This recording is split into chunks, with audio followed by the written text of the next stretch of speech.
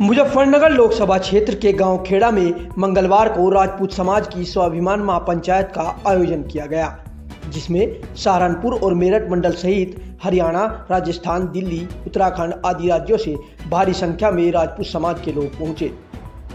महापंचायत में आए लोगों का कहना है कि आगामी लोकसभा चुनाव में भाजपा का पूर्ण रूप से बहिष्कार किया जाएगा। उनका कहना है कि जो भी राजनीतिक पार्टी समाज को हिस्सेदारी देगी और जो भाजपा प्रत्याशी को हराएगा, हमारा समाज उसे वोट देगा। वक्ताओं ने कहा कि राजपूतों ने जंग छेड़ दी है, हमें अब इससे पीछे नहीं हटना है, हमें इतिहास दोहराना है। उन्होंने कहा कि हमारे समाज की जितनी संख्या है, हमें उतनी हिस्सेदारी चाहिए। साथ ही कहा कि इसी खेड़ा राजपूत सभा की पंचायत से 2014 में भाजपा की सरकार आई थी और इसी पंचायत से सरकार को उखाड़ना है। महापंचायत में लोकसभा चुनाव में टिकट वितरण सहित समाज में फैली कुरीतियों को दूर करना आदि प्रमुख मुद्दे रहे। खेड़ा से संजीव कुमार की रिपोर्ट। 50-50, 60-60 लड़के फौज में जाया करेंगे, लेकिन मुझे तो बता दो, पिछली भर्ती हुई कोई भर्ती हुआ क्या जो ओबीसी का? ये अलग आप लोगों ने जगाई थी। अब जो अपने भाई आज भी पटका घेर के घूम रहे हैं इनका, इन्हें यो समझा दो, आगे आने वाले समय में अभ्यास या रिश्ते नाते बिरादरी में करोगे या कहीं बाहर जाओगे। इनका मुंह खोलो, इनको मनाने की नौबत आ रही थी क्या? अब जब दो आदमी बैठ के दिल्ली एक कमरे में 8 बजे के बाद बैठ के टिकट फाइनल करते हो और फिर राजनाथ सिंह पर, योगी महाराज जी पर ये थोपते हो कि जाके इन लोगों को मनाओ, तो आप लोगों ये समझ लो कि आज 16 तारीख में 82 में महाराज जी की रैली थी, लेकिन महाराज जी ने आपकी पंचायत को देखते हुए वो रैली रद्द कर दी। महाराज जी यहां भी आए थे सरदना। महाराज जी एक ही बात कह के जा रहे, समझ लियो सब, कि क्षत्रिय ने कभी स्वाभिमान के साथ समझौता नहीं करा। तो इस पंचायत के माध्यम से हम भी महाराज जी को आश्वासन देना चाह रहे कि स्वाभिमान के साथ समझौता बिल्कुल नहीं करेंगे। आपकी बात रखी जाएगी। इस बार चुनाव ये मत समझो कि कौन किसे वोट दे रहा। अगर ये यहाँ चरथावल से, बुढ़ाना से या मुजफ्फरनगर क्षेत्र से, खतौली से, ये क्षेत्र आपका है बगरा से, आसपास के जनपदों के भी जो लगे हुए गांव हैं, ये सब बिरादरी आ रही है। उन्हें भी इतना बता दो कि भाई अगर कुछ और दिमाग में आ रही हो, क्योंकि वोट देकर नेता ही बना सको, रिश्ते नाते आना जाना अपनी बिरादरी में ही रखना पड़ेगा। इन्हें तुम्हें कहनी पड़ेगी ये बात जाके। ज्यादा समय नहीं रह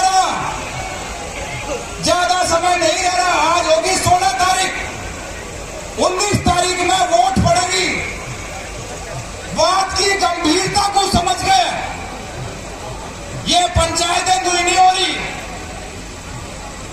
ये जो रोज पंचायतें कभी मेरठ में हो रही, कभी नरोत्ता हो रही, कभी कपसार, कभी खेड़ा, इन पंचायतों के मायने हैं। ये जो सरकार के दिमाग में बहम है ना, ये इस चुनाव में ही दूर हो सके अगर आगे को कहीं जिंदा रहना तो। अब क्या कहेंगे, नुका योगी जी आए थे मनाने, मुजफ्फरनगर लोकसभा वाले है ना यहाँ, मुजफ्फरनगर लोकसभा पे भारतीय जनता पार्टी के प्रत्याशी को कौन हरा रहा, मुझे एक बार नाम लेकर बता दो। कौन भाई जो इसे हरा रहा उसे ही वोट देनी पड़ेगी।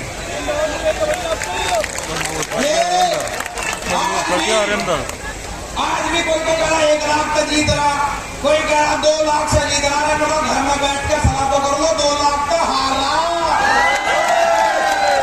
किसके बहन में घूम रहे? हरिंदर मलिक की तो शुरुआत ही 4 लाख को होगी। अरे तो 4 लाख सारे गांव को मिलाकर पूरी नहीं हो रही। इस बार ये समझ लो कि यहाँ विरोध ठीक है, हम लोग आ रहे इकट्ठा हो रहे, लेकिन ये जो युवा साथी हैं, अपने गांव में कितने बूथ हैं, अपने गांव में कितने कितने बूथ हैं कि कौन कौन लोग अपना गांव मजबूत करो। अब तक हम पंचायतों में ही रहे, पंचायत 2-4 रोड शो हो, अब 2 दिन का समय रह गया। अपने अपने घर, अपना अपना गांव मजबूत करो। ये जो विरोध की ज्वाला नरोत्ता सहारनपुर से लेकर और पूरे देश में चल रही है, ये अगर वोट में तब्दील नहीं कर पाए तो मुंह दिखाने लायक नहीं रहने के किसी को। अगर ये विरोध वोट तक गया, अगर ये विरोध वोट तक गया, वोट तक, तो ही अपनी जीत समझना। अगर ये विरोध वोट तक नहीं लेकर गए तो जो ये समाज या जो लोग आज कह रहे ना कि हम तो जीतेंगे ही, हम तो जीतेंगे ही, फिर मुंह दिखाने लायक नहीं रह जाने का मेरे भाई। अपने अपना घर, अपना अपना गांव मजबूत कर दो। यही 24 है जहां से लीड लेके जाया गया था। अन्नी बुढ़ाना भी आ रहा था, सारी सीट हार गए और यही 24 पूर्ति करेगी। और अब क्या वहां से भी हारेगा और यहां से भी हारेगा।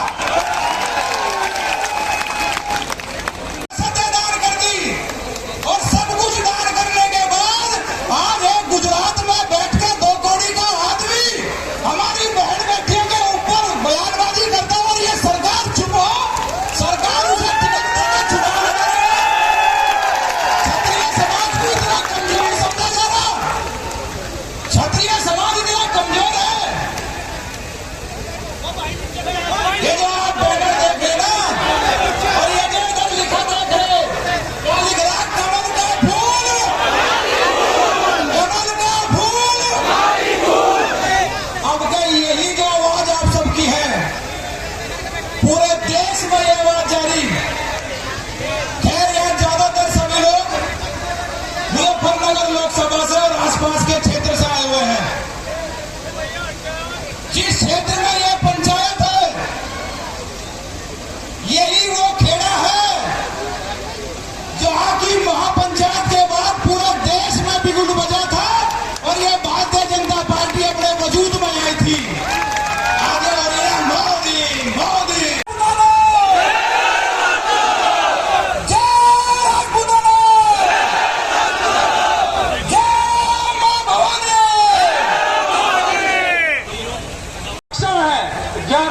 बाद भी इतना तेज भूकंप लेके आएगा कि इसकी गूंज पूरे भारत में जानी चाहिए, इसकी गूंज राजकोट तक जानी चाहिए, इसकी गूंज राजस्थान तक जानी चाहिए, कश्मीर से कन्याकुमारी तक इस गूंज की जानी चाहिए।